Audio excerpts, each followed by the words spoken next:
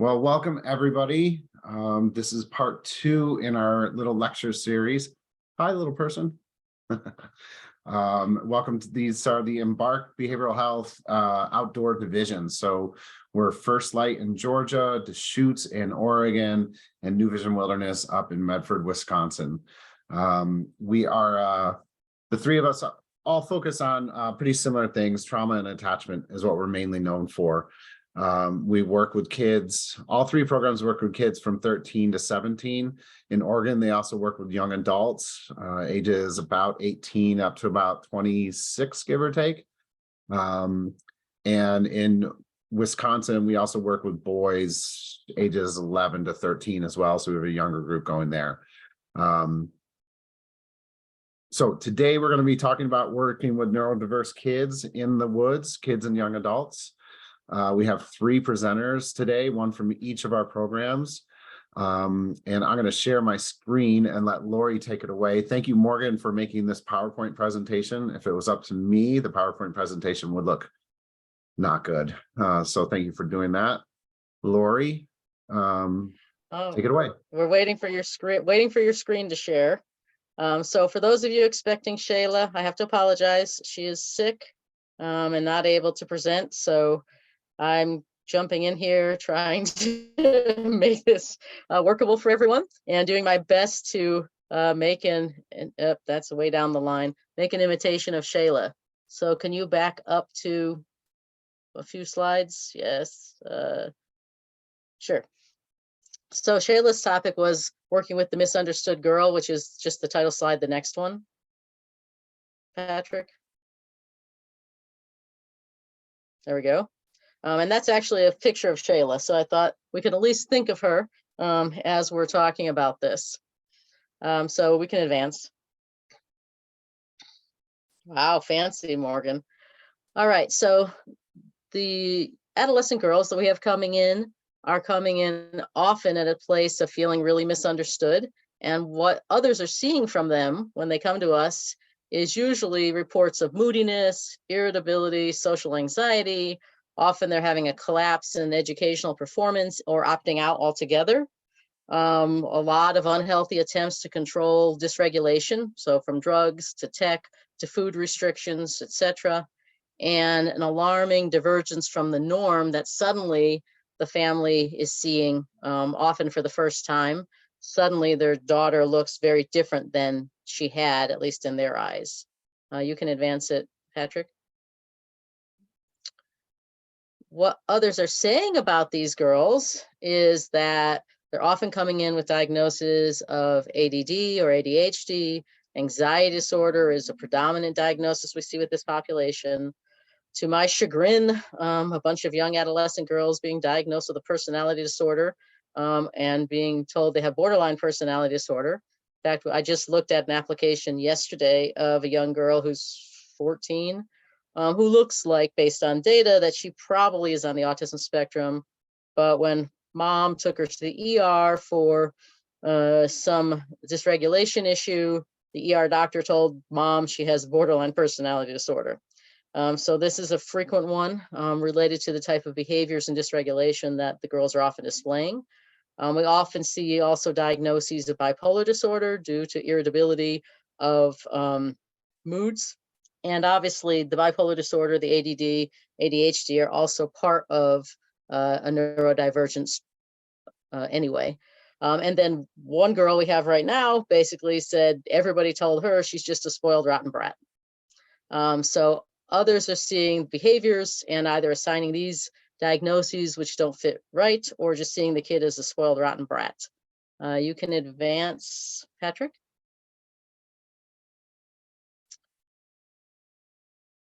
What the girl often tells herself, and this is really the crux of the work with these students, is I'm a bad person.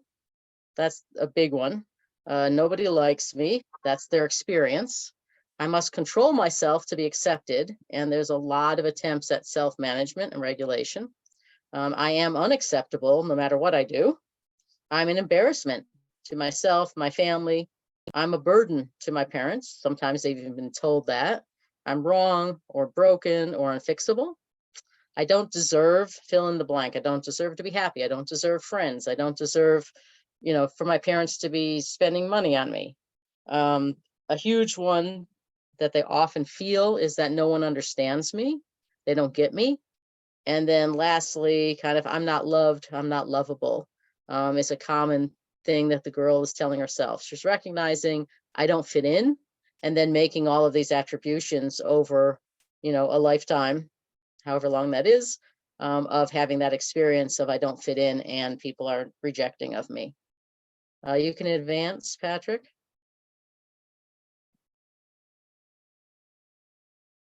So, process that I work through when this misunderstood girl presents is really, first of all, gaining an understanding of self. Who am I? What's actually happening for me? And can I get a balanced understanding of who I am? Secondly, recognizing I'm different, but I'm not necessarily less. Like, what's my tribe?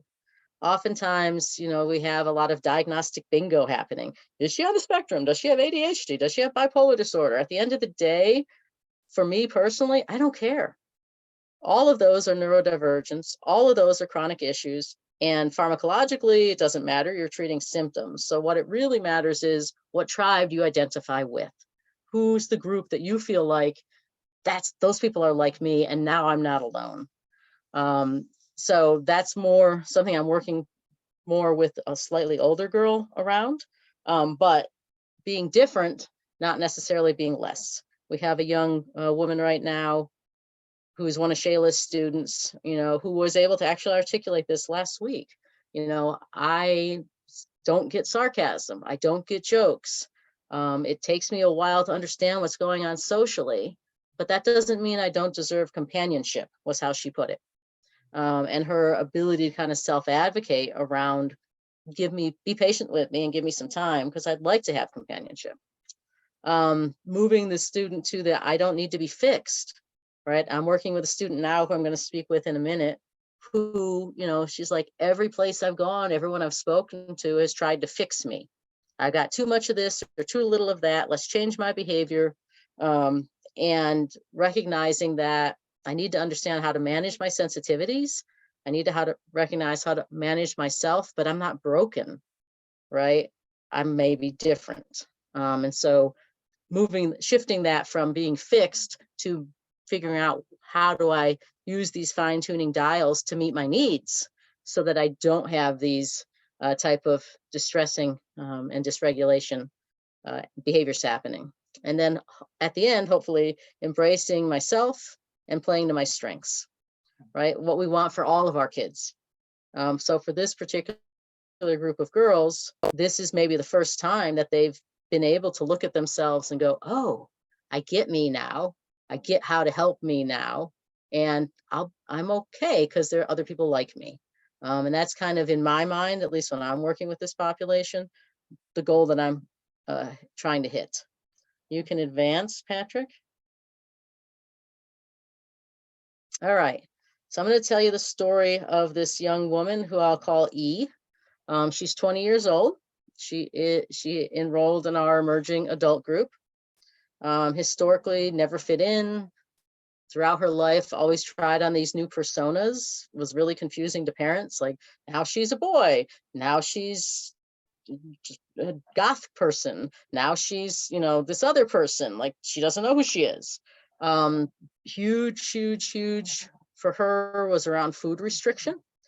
She would use restricting food to manage her mood, to manage her energy levels, to try to manage herself. And it was one of her rules. She came in with a long list, 50 rules for herself. The no talk rule, the don't eat much food rule, the don't do that rule, the this rule, or that rule, all of it trying to fit into her family, previously her high school, and now her college setting. Following these personal rules for her allowed her to feel like she could control herself better, which felt better. And if she broke the rules, then she would feel shame, be upset with herself, and then reaffirm to herself that she just needs to learn how to better follow her rules in order to fit in. Definitely came in with the idea that I'm a bad person, I'm a burden to my family, I've always been a burden to my family. She comes in with a diagnosis of bipolar 1 disorder. She has had 2 what appear to be manic episodes, both of which were drug induced. So question mark diagnostically there, but she definitely has irritable mood, has a diagnosis of ADD with which she heavily identifies, and anxiety, social anxiety. Substance use is something she started at 15. Smoking weed with a friend. Hey, that felt pretty good. Dad is a winemaker, so she has access to alcohol. So drinking and weed and vaping have been her life. In this past year at college, she pretty much spent every waking moment smoking weed. That's kind of where it had gotten to with her. You can advance, Patrick.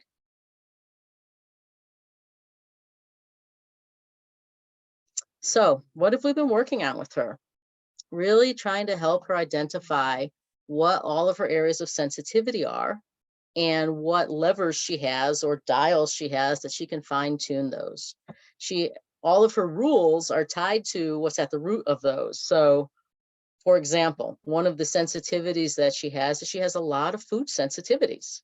She truly does, in fact, have sensitivity to various types of food, but has not recognized that. What she has recognized is she feels bad when she eats these foods. And so the restriction has really, in her mind, been about controlling how she feels, but in reality has been about controlling something that she actually has food sensitivity to. So she's been able to identify what foods she feels better eating and what foods really don't work for her, and has been able to design and in fact prepare for the entire group a healthy, balanced meal using foods that only work for her.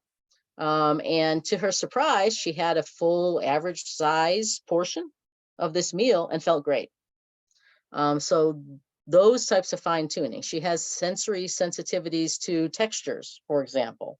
So how does she manage those, and really helping her look at, okay, well, when you don't manage those, right, for you, this feels like rubbing sandpaper on your skin. Who's not going to freak out about that? Right. And so that's another area that, okay, what do you need to do to manage that? She has a lot of sensitivity to other people's emotional reactions and needs to be able to take space to manage herself and to feel her own emotions, to separate herself and emotionally from others, and is learning to do that. She senses people's energy, negative, positive type of energy thing. And how does she then dial in and tune that? On the flip side, she has what often are referred to, and I like to refer to because it's fun, as superpowers, right? She has skills that many of us don't have. She's incredibly gifted as an artist. She's very expressive in that way.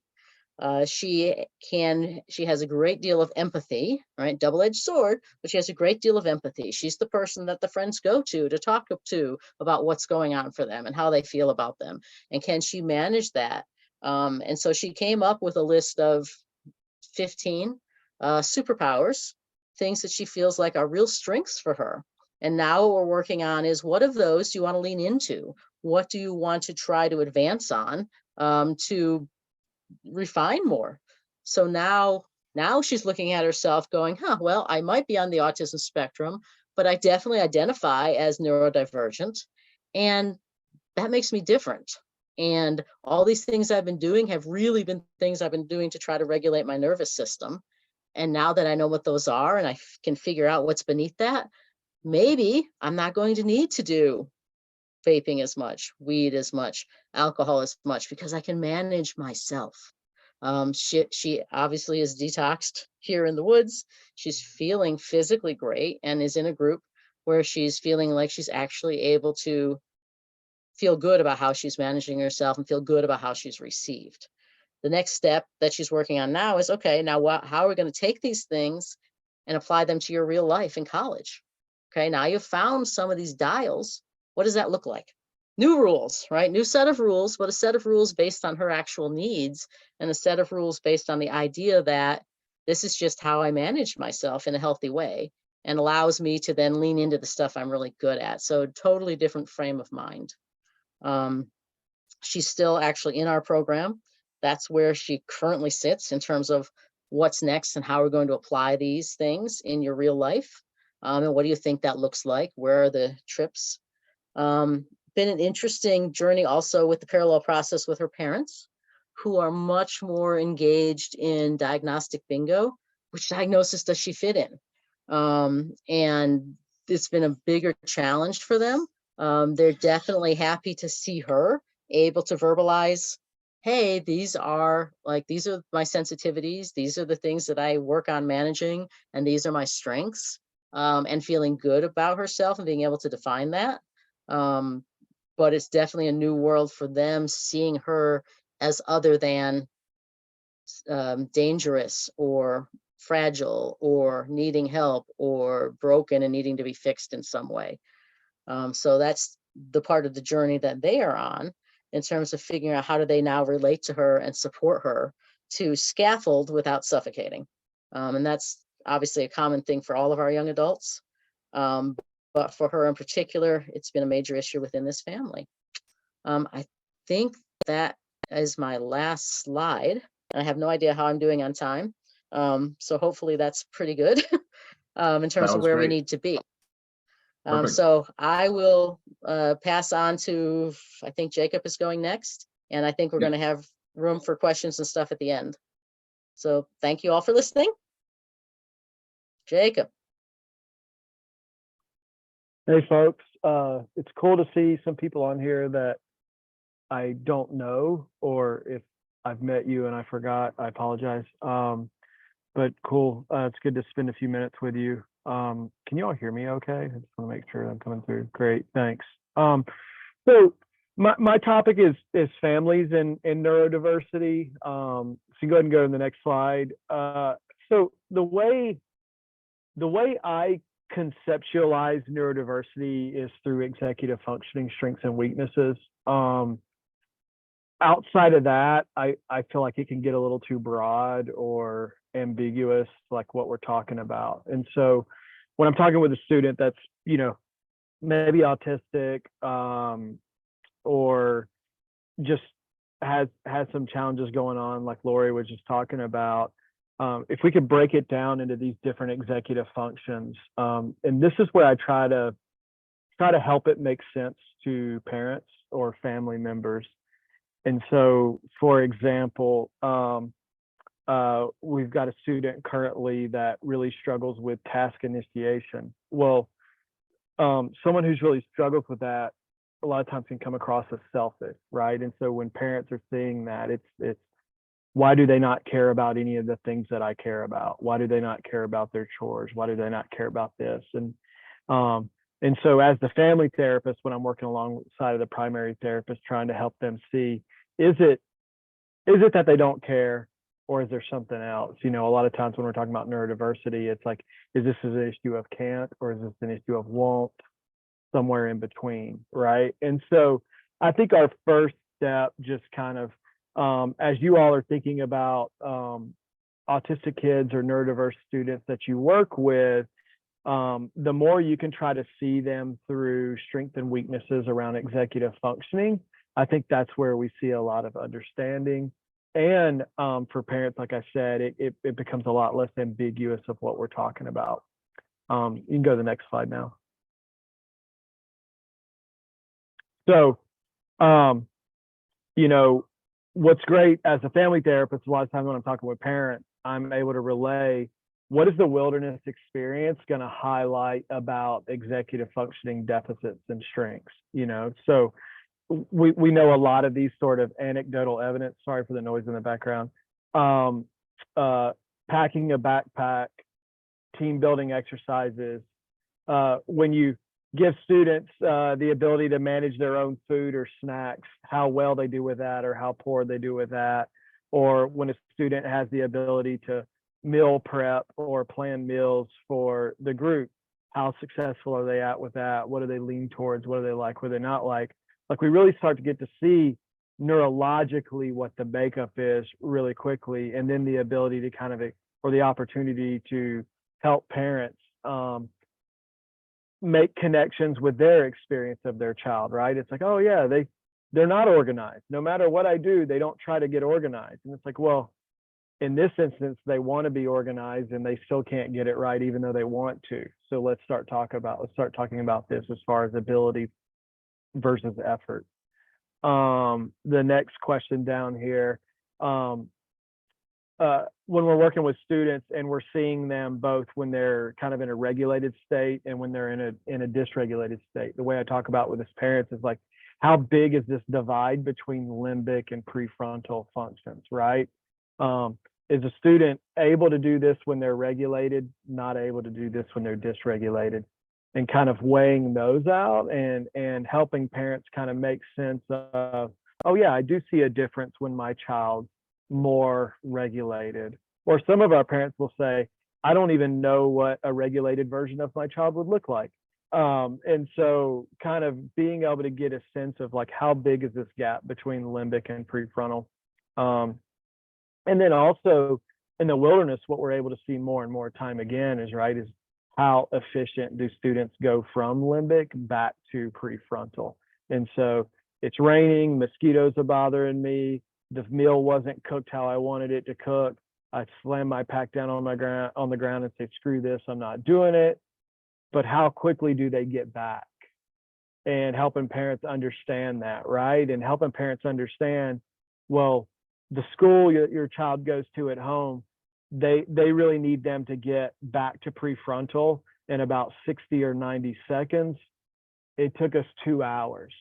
So when you all as consultants or referral partners are kind of talking about what does this child need on the back end, for us to be able in a language help parents understand that, like, yeah, your child can go from dysregulated to regulated, but likely not in the time frame that a public school or private school would need them to do so.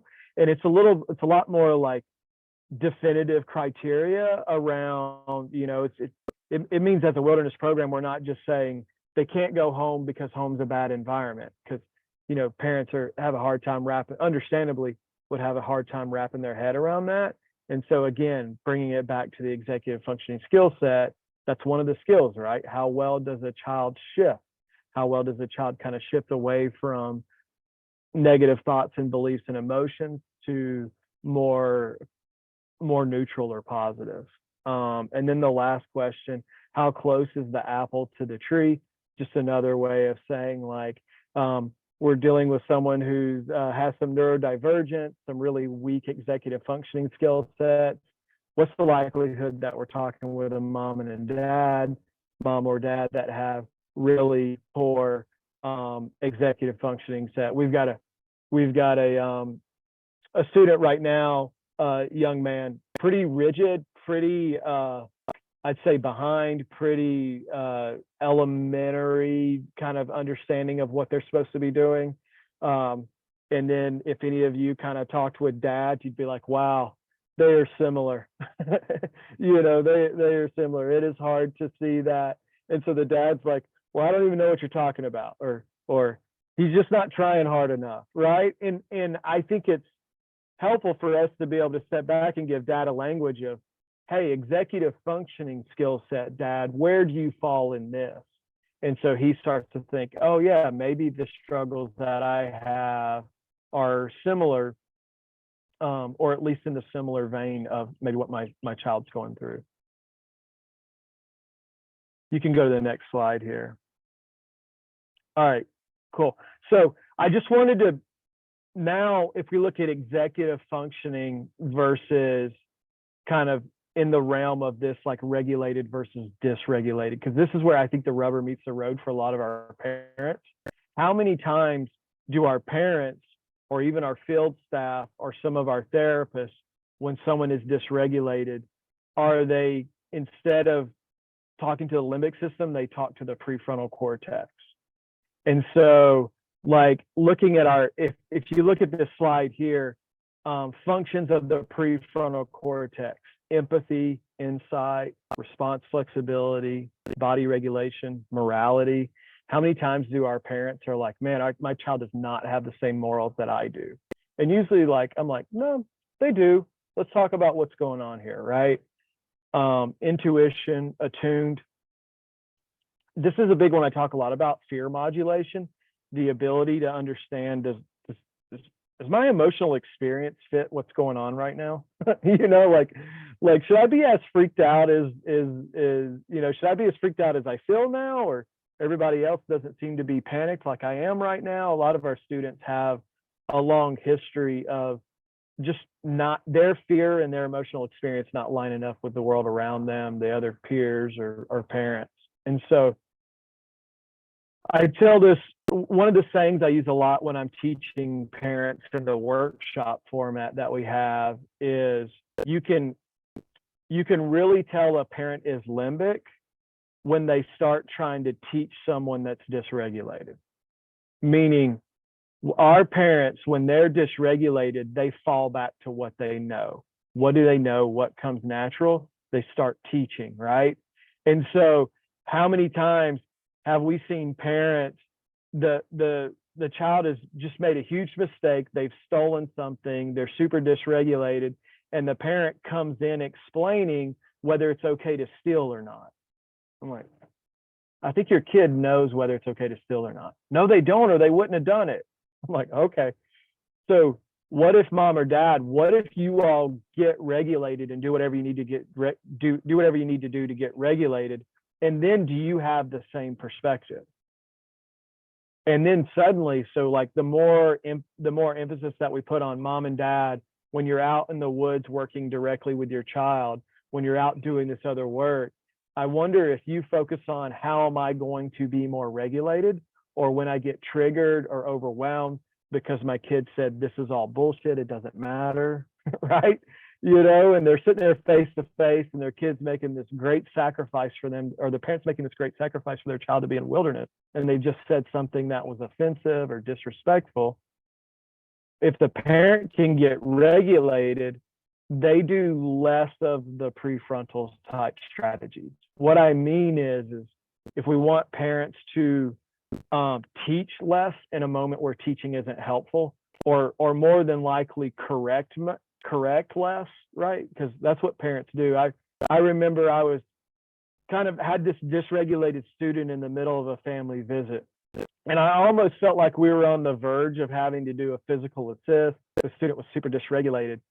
This wonderful Southern father leaned over to his daughter and was like, "Can you mean yes, ma'am?" Or as the child was walking with me, it's like, I need you to use your manners. You mean yes, sir, or no, sir?"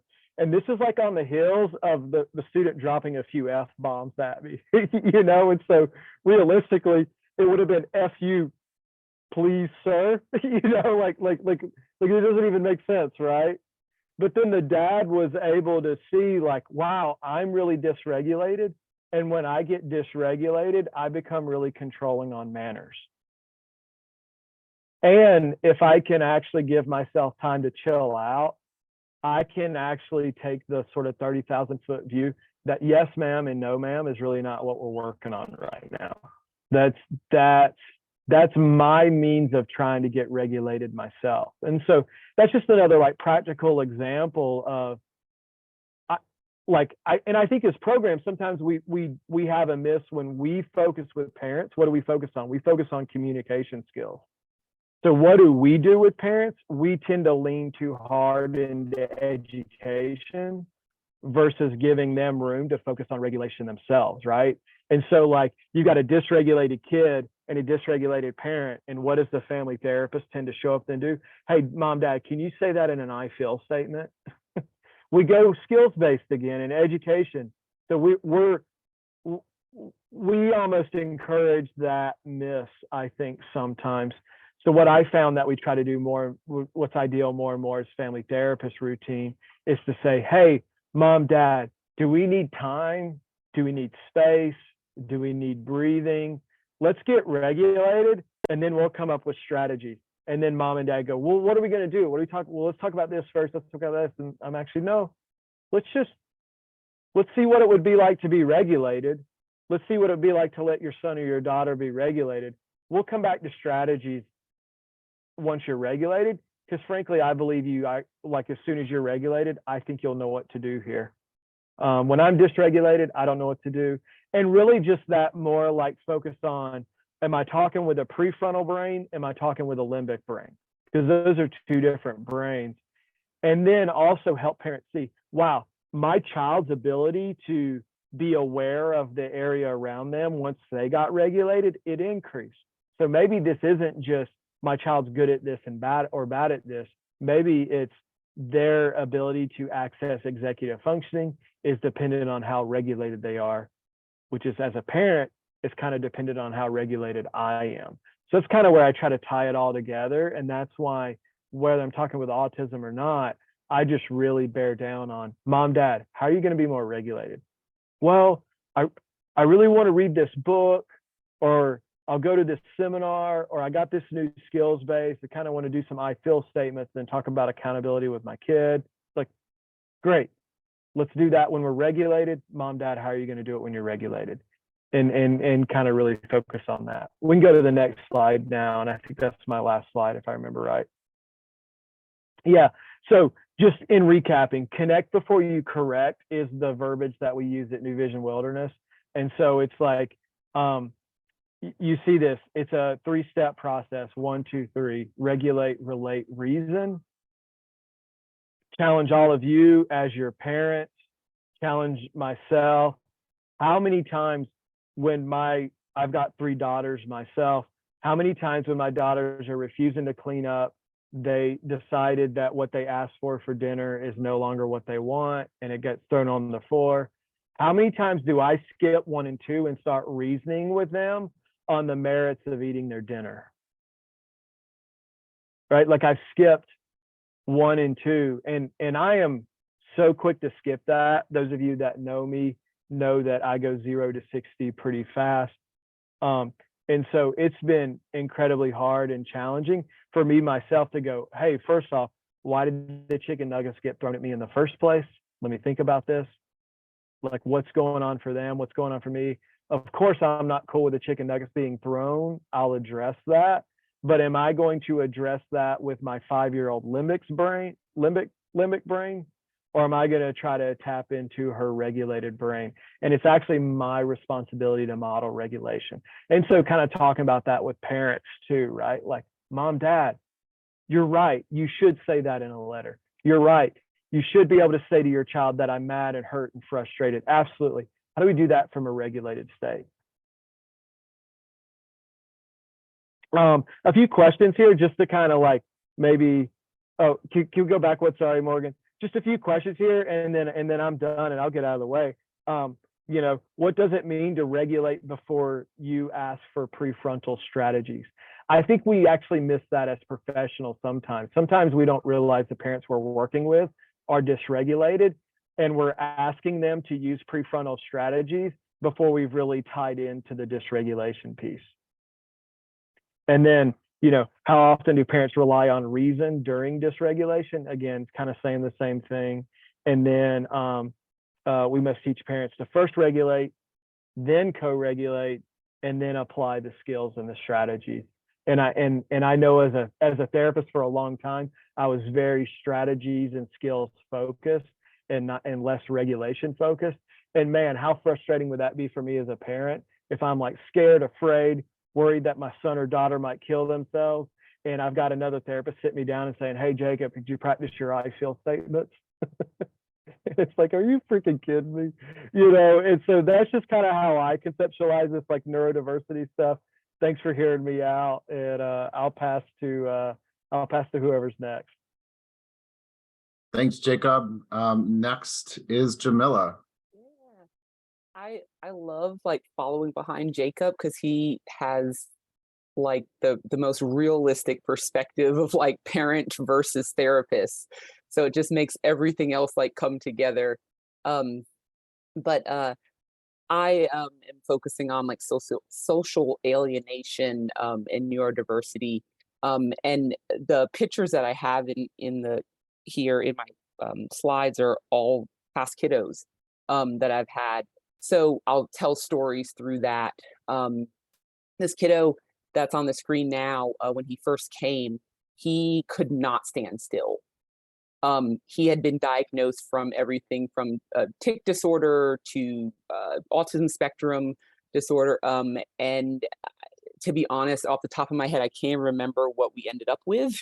But it was a very realistic, more than just what you saw on the surface diagnoses, with the testing and of course my approach while working with him change. But this kiddo could not sit still. He would stand and rock and rock and rock. His handwriting was unable to read it, just doesn't even summarize it. I'm not sure if it was actually English.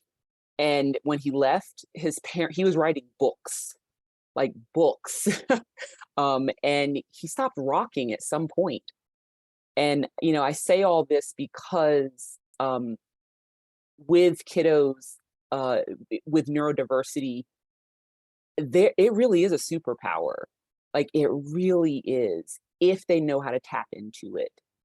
So this diagram on the screen it really shows like the challenges and the overlaps with some pieces of neurodiversity, what falls under neurodiversity, and then the strengths or the superpowers, like Lori and Jacob said. I really want to highlight the strengths, but because as wilderness therapists, we are fine-tuned into the challenges. Like we say challenges, bring it on. And sometimes, I know for me, I will even sometimes forget to highlight the strengths on a daily basis. That is so vital because these kids have been hearing all their challenges. This young man literally embodied them. He was just rocking, and his strengths just blew his parents away, blew him away, actually. And so this diagram really captured, I actually used this with him. And he was able to come together with, I do think really creatively. Actually, I think so creatively, maybe I'll write a book about my creative, thought process, and maybe that'll make more sense. And that's hence one of the 3 books he wrote when he was here. And thinking outside the box. I mean, do we need to mention the anatomy of peace? Like, we all know it, we all love it. But how amazing that if you're in the neurodiverse kind of spectrum, that you naturally think outside of the box. I have some kids that they really gravitate towards like the anatomy of peace, but for different reasons. And that thinking outside the box, they were already doing that, but they had a hard time explaining or verbalizing how they were doing that, or what their questions were, or how to connect the dots in their brain. And that tends to be probably the biggest deficit. Is I have a really hard time explaining how my brain works, and then comes in a lot of social isolation or social alienation. You can go to the next slide.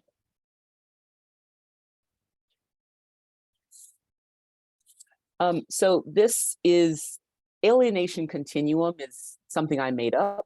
It's not anything that I'm aware of that's out there, but I say that because a lot of times, I think for parents, they'll want their kids to, they'll put so much energy into, I want my kid to look this way, or say these things, or have these friends, or have a lot of friends. On the surface level or surface things, they're not necessarily able to connect to the why. On the other part, the other end of the continuum is there's kids that isolate, and they isolate so much so that they're actually it's a hindrance, but it also can look a lot like what the other parent or family wants for their kid. I really wish my kid would slow down, calm down, stay still. And then you have a kiddo like this young man in the fort that he built. So he built a fort at every campsite, and that was his area. And when he first came, he would not let anyone in that area. He also like created a special like code word just for me to come in to do therapy sessions. Towards the end, his mom said, a social butterfly. he was the leader, one of the best leaders in the group that I've had since working in all of wilderness therapists, not even as just a therapist. He literally would build forts in his brain at home. So there's not enough or too much alienation or socialization. This other kiddo, my screen's a little chopped off, but it's kind of hard to see. So this kiddo, he's clearly having fun in his terms. He identified he is having fun, because that doesn't always mean what, fun doesn't look the same all the time for every kid. But this kiddo also is shooting a bird at me.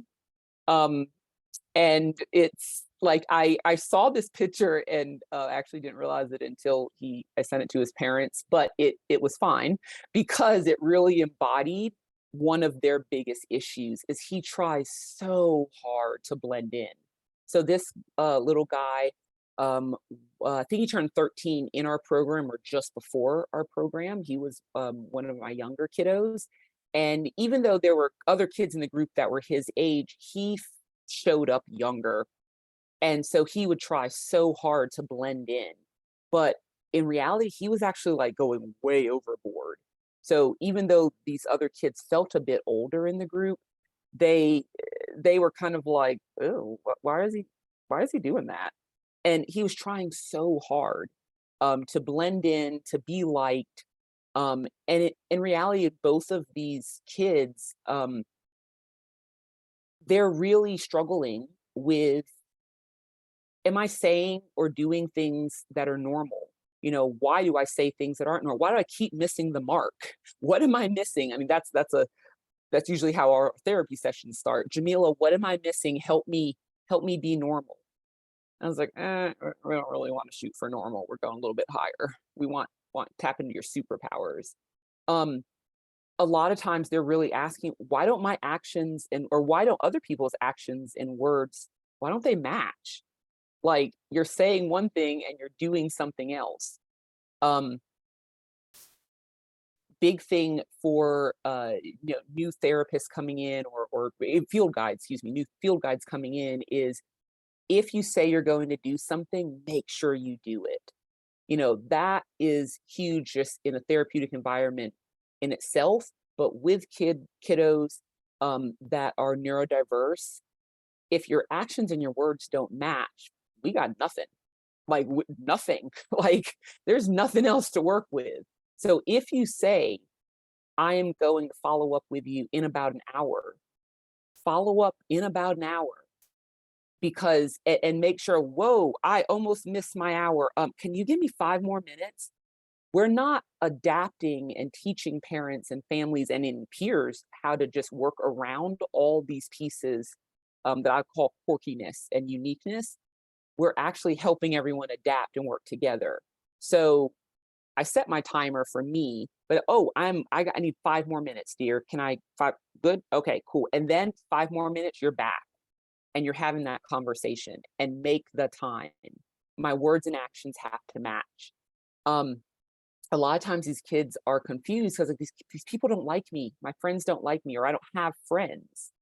And then it's like, well, you do isolate, or, well, you do shoot birds at people, like, thinking it's funny. And granted, I work with adolescent boys.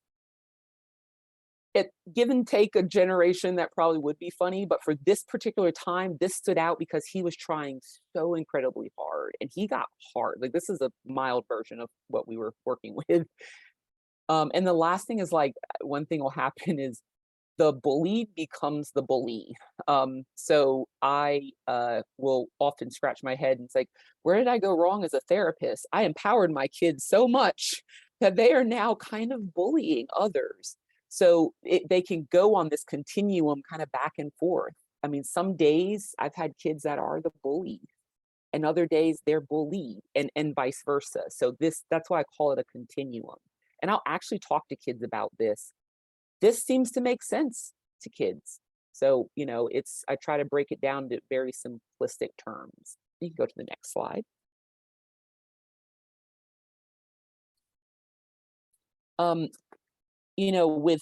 in wilderness and therapy assignments,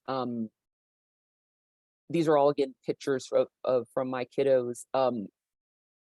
With kids that are neurodiverse, like written therapy assignments don't always, I mean, we do a lot of different things, but when people think of therapy assignment, parents, obviously parents think of assignments. Are they doing their assignments?